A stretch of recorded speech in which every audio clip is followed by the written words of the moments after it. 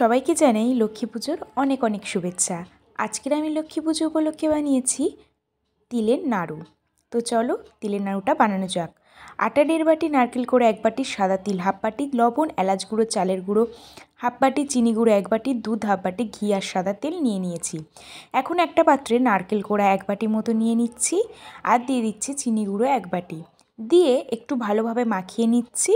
মাখানোর পরে এখন আমি দিয়ে দিচ্ছি চালের গুঁড়ো 1 বাটি মতো, দিয়ে অল্প পরিমাণ একটু লবণ দিচ্ছি, সাদা তিল 1/2 বাটি, তোমরা লবণটা দিতেও পারো নাও দিতে পারো, দিয়ে আটা 1.5 বাটি দিয়ে দিচ্ছি।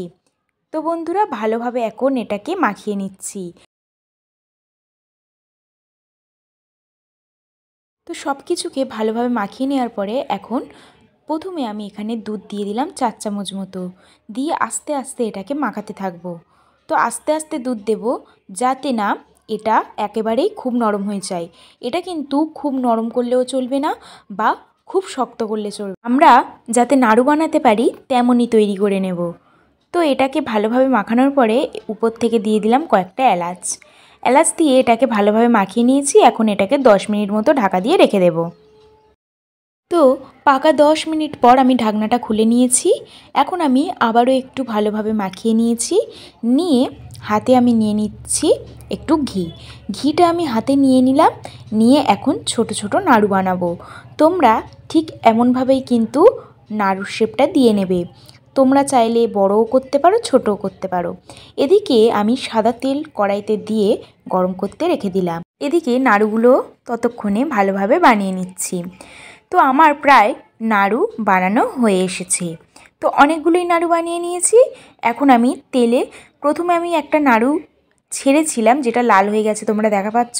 তেলটা গরম হয়ে যাওয়ার পর আমি সব নাড়ুগুলোকে তেলের মধ্যে ভালোভাবে ছেড়ে দিলাম, দিয়ে আঁচটা একদম কিন্তু আস্তে দিয়ে রেখে দেব।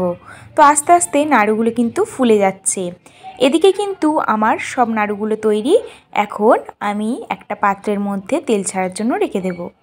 বাদবাকি নাড়ুগুলো ঠিক একইভাবে আমি তেলের মধ্যে দিয়ে দেব। তোমরা যত ছোট বানাবে নাড়ুগুলো ততই কিন্তু সুন্দরভাবে ফুলে উঠবে। তো দেখতে দেখতে হালকা লাল লাল করে আমি নাড়ুগুলোকে ভেজে নিয়েছি, আর একটু ঠান্ডা হয়ে গেলেই তোমাদেরকে আমি এগুলোকে ভেঙে আর খেয়ে বলবো কেমন হয়েছে। তো ঠান্ডা হয়ে যেতেই এটার বাইরেটা কিন্তু মুচমুচে হয়ে গেছিলো আর ভিতরটা কিন্তু নরম, হাত দিয়েই ভাঙা যাচ্ছিল। তোমরা কিন্তু এটা একদিন রেখে দিলে আরও ভালো মুচমুচে হয়ে যাবে। একদিন না হোক কিছুক্ষণ রাখলেই কিন্তু ঠান্ডা হয়ে গেলেই মুচমুচে হয়ে যাবে।